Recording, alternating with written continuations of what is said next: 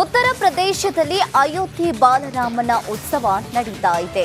ಗರ್ಭಗುಡಿಯಲ್ಲಿ ನಿಂತ ರಾಮಲಲ್ಲ ಲಕ್ಷ ಜನಕ್ಕೆ ದಿನಂಪ್ರತಿ ದರ್ಶನವನ್ನ ನೀಡ್ತಾ ಇದ್ದಾನೆ.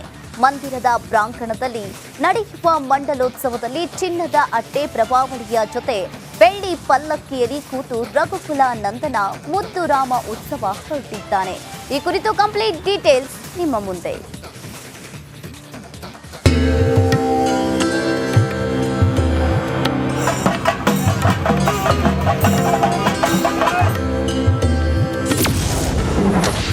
ಅಯೋಧ್ಯೆ ರಾಮ ಮಂದಿರದಲ್ಲಿ ಮಂಡಲೋತ್ಸವ.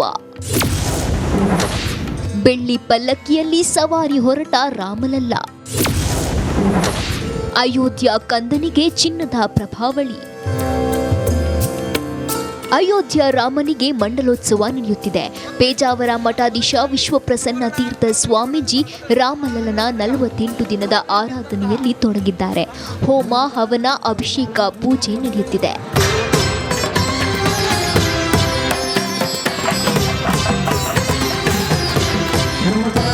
ಶ್ರೀ ಸಂಸ್ಥಾನ ಕಾಶಿ ಮಠದ ಶ್ರೀ ಸಂಯಮೀಂದ್ರ ತೀರ್ಥ ಶ್ರೀಪಾದರು ಮತ್ತು ಭಕ್ತರಿಂದ ಅರ್ಪಿಸಲಾದ 70 ಲಕ್ಷ ರೂಪಾಯಿ ಮೌಲ್ಯದ ಸ್ವರ್ಣ ಅಟ್ಟೆ ಪ್ರಭಾವಳಿಯನ್ನ ಅಯೋಧ್ಯೆಯಲ್ಲಿ ಶ್ರೀ ಪೇಜಾವರ ಶ್ರೀಗಳ ಮೂಲಕ ರಾಮದೇವರಿಗೆ ಅರ್ಪಿಸಿದರು.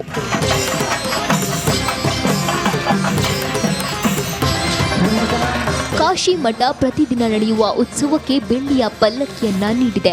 ಉಡುಪಿಯ ಸುವರ್ಣ ಜ್ಯುವೆಲರ್ಸ್ನಲ್ಲಿ ಬೆಳ್ಳಿ ಪಲ್ಲಕ್ಕಿ ಮತ್ತು ಚಿನ್ನದ ಅಟ್ಟೆ ಪ್ರಭಾವಳಿಯನ್ನ ನಿರ್ಮಾಣ ಮಾಡಲಾಗಿದೆ. ಇದೀಗ ಪ್ರತಿದಿನ ಉತ್ಸವದಲ್ಲಿ ಬೆಳ್ಳಿ ಪಲ್ಲಕ್ಕಿಯಲ್ಲಿ ಶ್ರೀರಾಮನ ಉತ್ಸವ ಮೂರ್ತಿಯನ್ನಿಟ್ಟು ಮೆರವಣಿಗೆ ಮಾಡಲಾಗುತ್ತಿದೆ.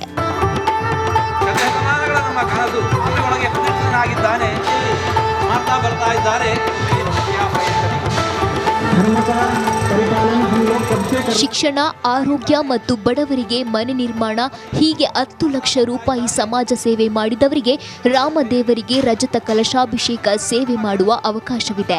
ಜನವರಿ 22ರ ನಂತರ ನಿರಂತರವಾಗಿ ರಾಮನಿಗೆ ಬೆಳ್ಳಿಯ ಕನಸಿನಲ್ಲಿ ಅಭಿಷೇಕ ನಡೆಯುತ್ತಿದೆ.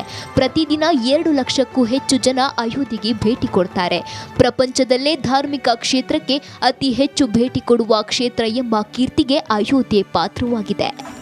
ಅಂಕಿತ್ ಜೊತೆಗೆ ಹರೀಶ್ ಪಾಲೇಚರ್, ರಿಪಬ್ಲಿಕ್ ಕನ್ನಡ, ಉಡುಪಿ. ಅದು ಸರ್ಕಾರಿ ವೈದ್ಯ ನಡೆಸುತ್ತಿದ್ದ ಖಾಸಗಿ ಆಸ್ಪತ್ರೆ. ಆದರೆ ಆ ಆಸ್ಪತ್ರೆಯಲ್ಲಿದ್ದಿತ್ತು ಸರ್ಕಾರಿ ಔಷಧಗಳು, ಉಪಕರಣ. ಈ ಆಸ್ಪತ್ರೆಗೆ ಮೇಲೆ ದಾಳಿ ಮಾಡಿದ ಆರೋಗ್ಯ ಇಲಾಖೆ ಅಧಿಕಾರಿಗಳೇ ಸುಸ್ತು ಹೊಡೆದಿದ್ದಾರೆ. ಇನ್ನು ರಿಪಬ್ಲಿಕ್ ವರದಿಯ ಬೆನ್ನಲ್ಲೇ ಈಗ ಆಸ್ಪತ್ರೆಗೆ ದಂಡವೂ ಕೂಡ ಬಿದ್ದಿದೆ. ಈ ಕುರಿತು ಕಂಪ್ಲೀಟ್ ಡೀಟೇಲ್ಸ್ ನಿಮ್ಮ ಮುಂದೆ.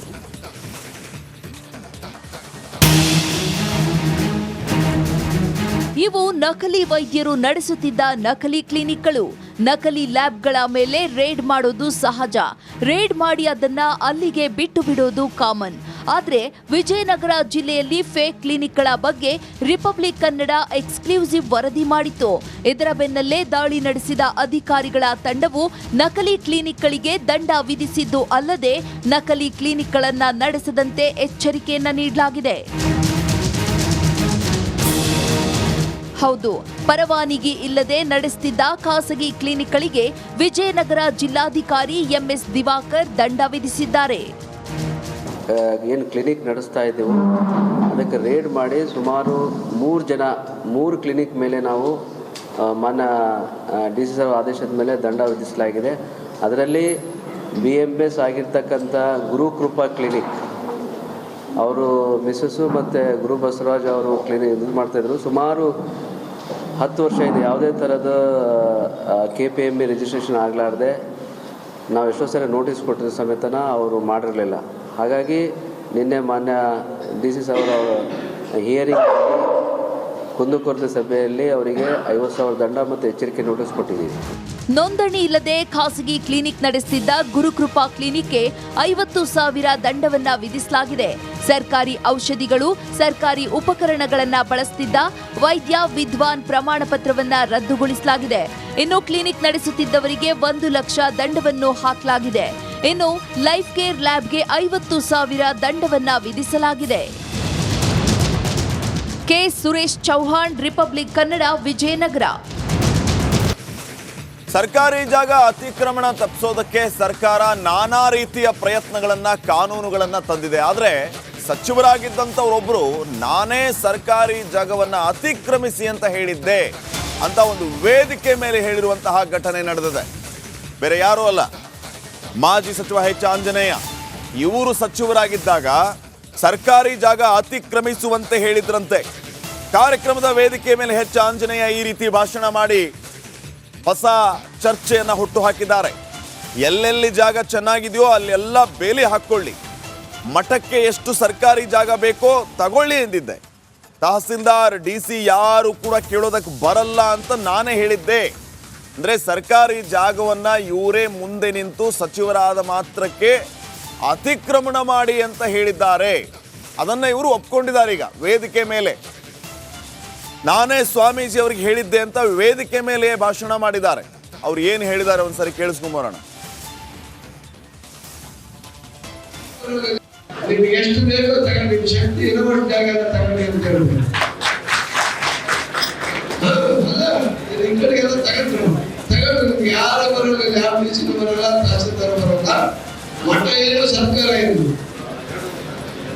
ಆಂಜನೇಯ ಹೆಸರಿಗೆ ಪೂರ್ಣಿಮನ ಹೆಸರಿಗೆ ತಗೊಂಡ್ರೆ ಯಾರು ಅಬ್ಜೆಕ್ಷನ್ ಮಾಡಿದ್ರು. ಸರ್ಕಾರ ಮಾಡುವಂತ ಕೆಲಸನ ಒಂದು ಮಠ ಮಾಡುತ್ತೆ. ಈ ಸಮಾಜ ಕಟ್ಟುವಂತ, ಶಿಕ್ಷಣ ನೀಡುವಂತ, ಸರ್ಕಾರವೇ ಸಮಾಜವನ್ನು ನಿರ್ಮಾಣ ಮಾಡುವಂತ ಕೆಲಸ ಏನಾಗುತ್ತೆ, ಮಠಾಧೀಶರು ಸಮಾಜ ಮಠ ಮಾಡುತ್ತೆ. ಅದರಿಂದ ಇದಕ್ಕೆ ಯಾವುದೇ ಬೇರೆ ಇಲ್ಲ. ಎಷ್ಟು ವಿಶಾಲವಾಗಿದೆ, ಎಲ್ಲರೂ ಚೆನ್ನಾಗಿದೆ, ಎಲ್ಲ ಬೇರೆ ಒಪ್ಪಂದಾಗಿರುತ್ತೆ. ಹೌದು ಸ್ವಾಮೀಜಿ? ಅಲ್ಲ, ಅವಾಗ ಆಗುವುದೆಲ್ಲ ಇಲ್ಲಿ ಪೂರ ಮಣ್ಣನ್ನೆಲ್ಲ ಹಾಕ್ಸ್ಬಿಟ್ಟು ಅದರಿಂದ ಎಷ್ಟು ಸಾಧ್ಯವಿದೆ ನಾವು ಏನಲ್ಲ ಸಮಾಜಕ್ಕೆ ನಮ್ಮ ಅವಧಿಯಲ್ಲಿ ಒಂದು 2 ಕೋಟಿ ಬಲವಾದಂತ ಬಿಲ್ಡಿಂಗ್ ಅನ್ನು ಕಟ್ಟಿದ್ದಾರೆ. ಇವತ್ತು ಶಿಕ್ಷಣವನ್ನೆಲ್ಲ ಮಾಡಿ ಒಟ್ಟಾರೆ ಈ ಸಮಾಜದಲ್ಲಿ ಒಗ್ಗಟ್ಟು ತೋರ್ಬೇಕು. ನಿಮ್ಗೆ ಎಷ್ಟು ಬೇಕೋ ತಗೊಂಡು ಶಕ್ತಿ ಇರುವಷ್ಟು ಜಾಗ ತಗೊಂಡು ಅಂತ ಹೇಳ್ಬೇಕು. ಕೋಟೆ ನಾಡಿಗೆ ಎಂಟ್ರಿ ಆದ್ರೆ ಸಾಕು, ಚೀನಾ ಮಹಾಗೌಡಿಯಂತೆ ಕಾಣ್ತಾ ಇದ್ದ ಡಿವೈಡರ್ಗೆ ಕೊನೆಗೂ ಮುಕ್ತಿ ಸಿಕ್ಕಿದೆ. ಆ ಮೂಲಕ ಶಾಸಕರು ತಾವು ಎಲೆಕ್ಷನ್ ವೇಳೆ ಕೊಟ್ಟ ಮಾತನ್ನ ಉಳಿಸಿಕೊಂಡಿದ್ದಾರೆ. ಈ ಕುರಿತು ಕಂಪ್ಲೀಟ್ ಡೀಟೇಲ್ಸ್ ನಿಮ್ಮ ಮುಂದೆ. ಕೋಟೆ ನಾಡಿನಲ್ಲಿ ನೆಲಕಚ್ಚಿದ ಅವೈಜ್ಞಾನಿಕ ಡಿವೈಡರ್. ಶಾಸಕ KC ವೀರೇಂದ್ರ ಪಪ್ಪಿ ಎದುರೇ ಢಮ್ ಢಮ್ ಡಮಾರ್.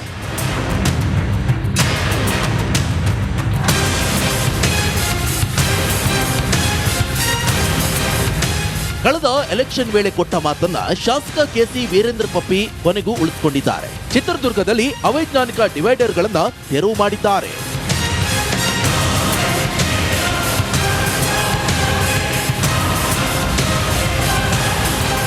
ನಗರದ RTO ರಸ್ತೆ ಮುಂಭಾಗ ಅವೈಜ್ಞಾನಿಕ ಡಿವೈಡರ್ ತೆರವು ಕಾರ್ಯಕ್ಕೆ ಚಾಲನೆ ನೀಡಲಾಯಿತು. ಸುಗಮ ಸಂಚಾರಕ್ಕೆ ಸಮಸ್ಯೆಯಾಗಿದ್ದ RTO ಕಚೇರಿ, JCR ಬಡಾವಣೆ, KSRTC ಬಸ್ ನಿಲ್ದಾಣದ ಸಮೀಪದ ದರ್ಗಾ ರಸ್ತೆ, ಚಳ್ಳಕೆರೆ ಟೋಲ್ ಗೇಟ್ ಸೇರಿ ಕೆಲ ಭಾಗದ ರಸ್ತೆ ವಿಭಜಕಗಳನ್ನು ತೆರವುಗೊಳಿಸಲಾಯಿತು. ಸರ್, ಇದು ಚುನಾವಣೆಯಲ್ಲೂ ಕೂಡ ನಾವು ಕ್ಷೇತ್ರದ ಜನತೆಗೆ ಒಂದು ಮಾತು ಕೊಟ್ಟಿದ್ವಿ, ಈ ಡಿವೈಡರ್ಗಳನ್ನ ಹೊಡೆತೀವಿ ಅಂತ. ಇವತ್ತು ಅಧಿವೇಶನದಲ್ಲಿ ಒಂದು ಪ್ರಶ್ನೆ ಮಾಡಿರುವಂಥದ್ದಾಗಿತ್ತು. ಪ್ರಶ್ನೆಯ ನಂತರ ಸನ್ಮಾನ್ಯ ಮುಖ್ಯಮಂತ್ರಿಗಳು ಇದರ ಬಗ್ಗೆ ಪೂರ್ಣವಾದ ಡೀಟೇಲ್ನ ತರಿಸ್ಕೊಂಡಿದ್ದ ನಂತರ ಈಗ ಮೊದಲ ಹಂತದಲ್ಲಿ 6 ಜಾಗದಲ್ಲಿ ಈಗ ಒಡೆಯೋದಕ್ಕೆ ಅಂತ ವ್ಯವಸ್ಥೆ ಆಗಿದೆ, ಆರ್ಡರ್ ಆಗಿದೆ. ಈಗ 6 ಜಾಗದಲ್ಲಿ ಈಗ ಒಡೆಯುವಂಥ ಕಾರ್ಯ ನಿನ್ನೆ ರಾತ್ರಿಯಿಂದ ಶುರು ಮಾಡಿದ್ದೀವಿ. ಮೊದಲನೇದು ಇದು ದರ್ಗಾ, ಇದು ಸರ್ಕಲ್ದೊಂದು. ಎರಡನೇದು RTO ಆಫೀಸ್ ಹತ್ರ ಮದಕರಿ ಸರ್ಕಲ್ಲು. ಒನ್ ವೇ ರಸ್ತೆಗಳಲ್ಲೂ ಡಿವೈಡರ್ ಹಾಕಿದ್ದಾರೆ. ಅಂತಹ ಅವೈಜ್ಞಾನಿಕ ರಸ್ತೆ ವಿಭಜಕಗಳ ಕಾಮಗಾರಿ ನಡೆಸಿದ್ದು ಇದೇ ಬಿಜೆಪಿ ಸರ್ಕಾರ ಅಂತ ಜಿಲ್ಲಾ ಉಸ್ತುವಾರಿ ಸಚಿವ ಡಿ ಸುಧಾಕರ್ ದೂಷಿಸಿದ್ರು. ಜನರ ಅಪೇಕ್ಷೆ ಹಿಂದೆ ಅವೈಜ್ಞಾನಿಕವಾಗಿ ಮಾಡಿದ್ರು. ಸೊ ಅದನ್ನ ಈಗ ಜನ ಯಾವ ಅಭಿಲಾಷೆ ಇದೆ, ಒನ್ ವೇ ಒಳಗೆಲ್ಲ ಡಿವೈಡರ್ ಹಾಕಿದ್ರೆ ಇಟ್ಸ್ ಅನ್ಸೈಂಟಿಫಿಕ್. ಸೊ ಅದನ್ನು ತೆಗಿತಾ ಇದ್ದಾರೆ. ಈಗ ಅದೇ BJP ಅನ್ನೋದು ಅವೈಜ್ಞಾನಿಕವಾಗಿ ಕೆಲಸ ಮಾಡೋದು, ಆಡಳಿತ ಅನುಭವ ಇರದೇ ಇರೋದು, ದಟ್ ಈಸ್ ಕಾಲ್ಡ್ BJP. ಇನ್ನು ಜನರ ಅಪೇಕ್ಷೆಯಂತೆ ಅವೈಜ್ಞಾನಿಕ ಡಿವೈಡರ್ಗಳನ್ನ ತೆರವು ಮಾಡಲಾಗಿದೆ. ಇದರಿಂದ ಖುಷ್ ಆಗಿರೋ ಶಾಸಕರ ಅಭಿಮಾನಿಗಳು ವೀರೇಂದ್ರ ಪಪ್ಪಿಗೆ ಜೈಕಾರ ಕೂಗಿದ್ದಾರೆ. Veeresh V Challakere, Republic Kannada, Chitradurga.